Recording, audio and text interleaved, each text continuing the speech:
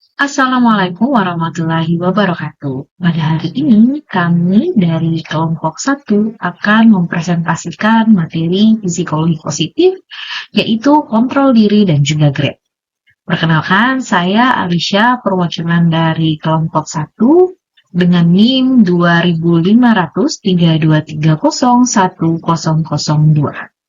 Nah, di kelompok ini tidak hanya ada saya saja, tapi ada juga saudari Siti Nurfosia Hukdar, Sulfiana Syamsu, Andi Lilis, dan juga Ike Yunike yang akan membawakan presentasi pada hari ini. Mari kita langsung masuk ke materi yang pertama. Baik, kontrol diri dan juga grade, kunci sukses jangka panjang. Presentasi ini akan membahas definisi, aspek, faktor, dan aplikasi praktis dari kontrol diri dan grit, dua konsep penting dalam psikologi positif. Mari kita mulai.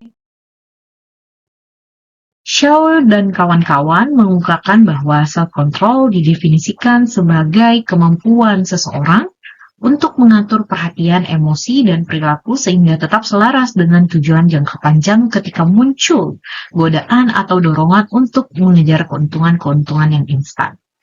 Kaitan dalam psikologi positif, self-control dipandang sebagai kapasitas regulasi situasional yang melibatkan strategi.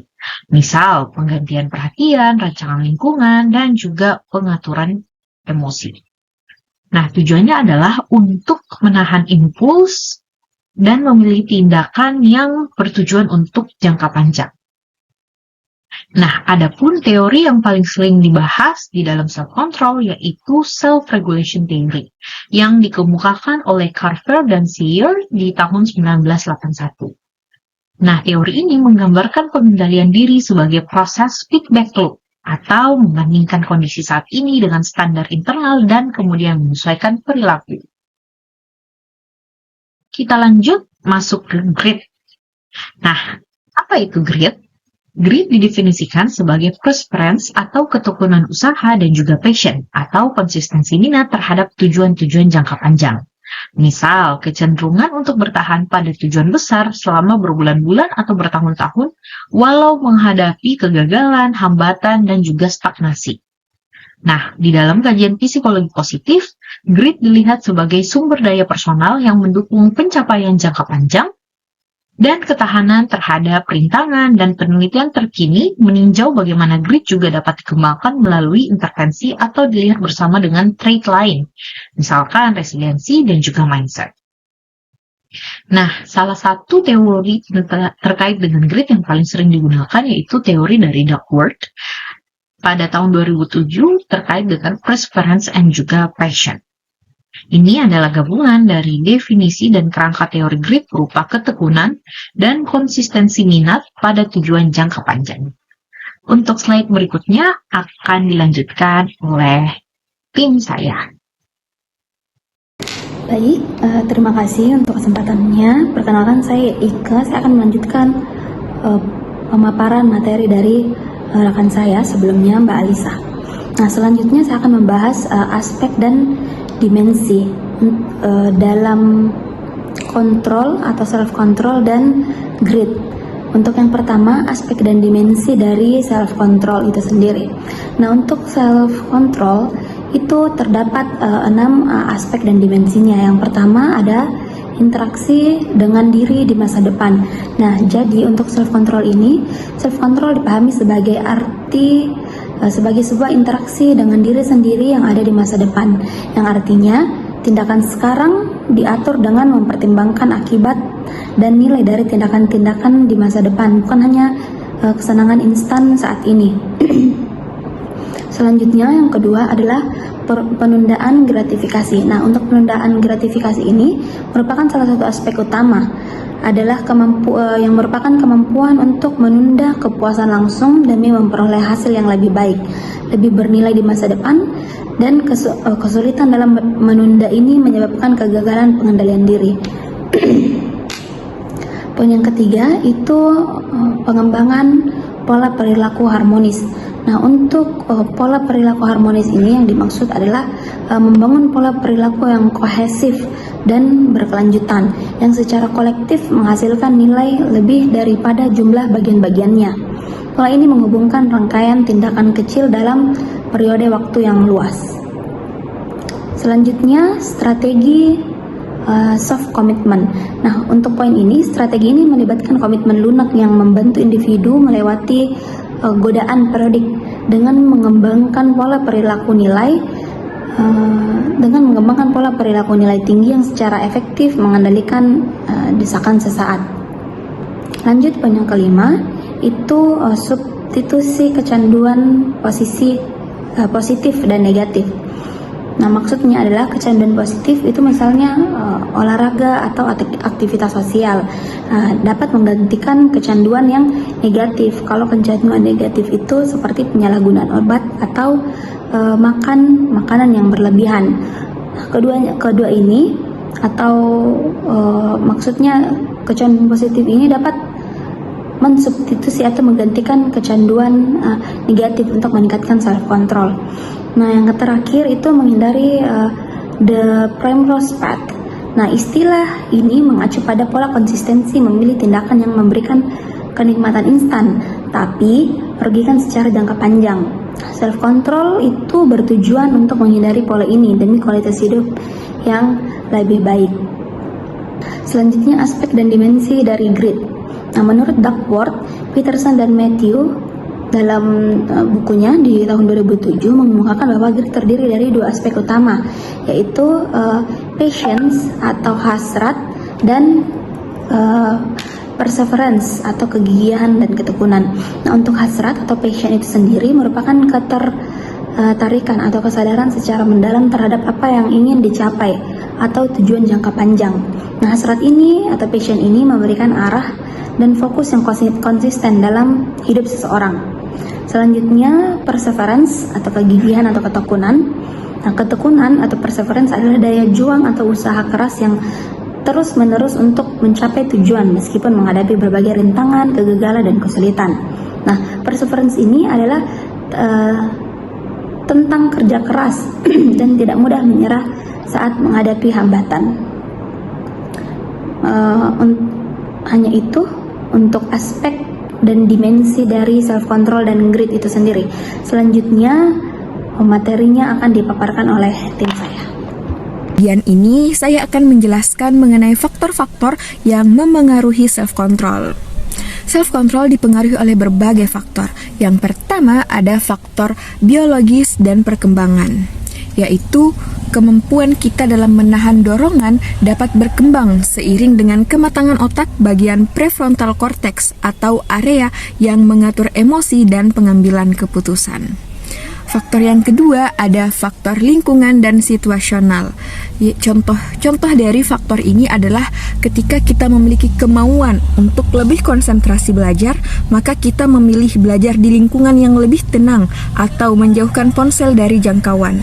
Hal ini dikenal sebagai strategi situasional, dan strategi ini terbukti dapat lebih efektif dibandingkan hanya sekedar kemauan. Faktor yang ketiga ada faktor kognitif.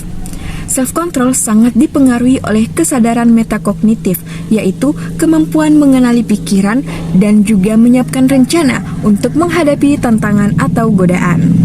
Faktor yang keempat ada kondisi fisik dan emosional.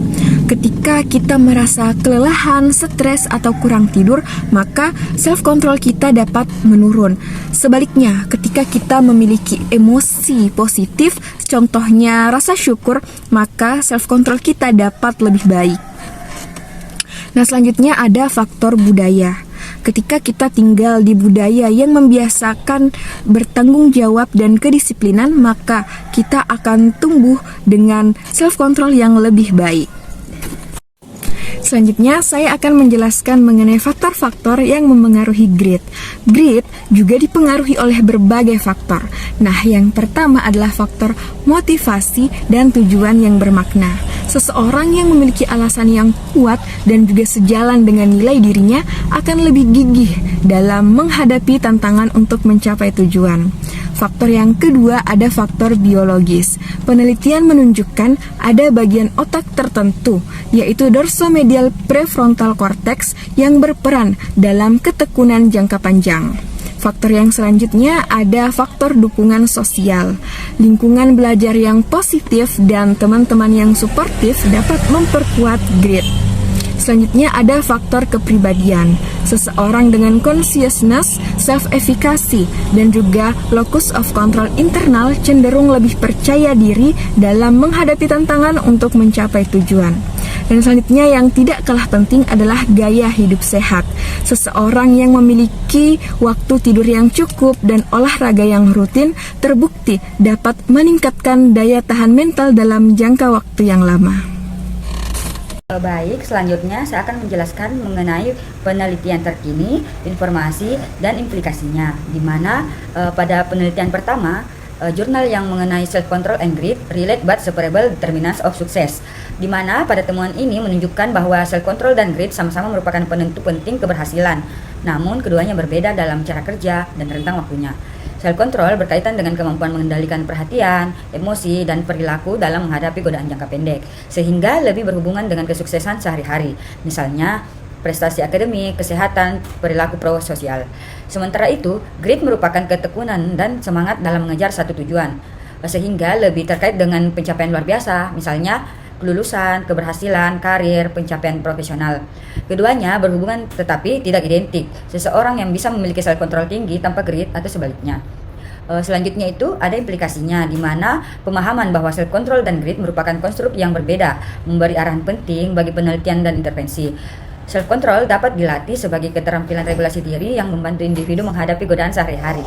Baik, untuk jurnal yang kedua itu ada Understanding the Relationship Between Self-Control and Grit, di mana temuan pada penelitian ini self-control berhubungan positif dengan grit pada mahasiswa, dengan akademik motivasi dan attention control berperan sebagai mediator parsial.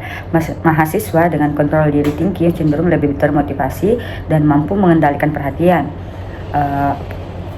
Implikasinya itu ada pengembangan grit tidak hanya melalui self-control tetapi juga dengan memperkuat motivasi akademik dan kontrol perhatian, di mana intervensi seperti pembelajaran bermakna, tujuan jelas, penghargaan intrinsik, serta latihan mindfulness dan regulasi diri dapat membantu mahasiswa lebih tekun menghadapi tantangan akademik maupun tujuan jangka panjang. Baik, pada penelitian terakhir itu ada pengaruh self-control terhadap grit pada mahasiswa yang menjadi panitia kegiatan, di mana pada temuan ini, self-control berpengaruh signifikan terhadap grit pada mahasiswa panitia kegiatan. Mahasiswa dengan kontrol diri tinggi lebih gigih, konsisten, dan mampu mengarahkan energi untuk mencapai tujuan jangka panjang meski menghadapi tuntunan akademik maupun kepanitiaan.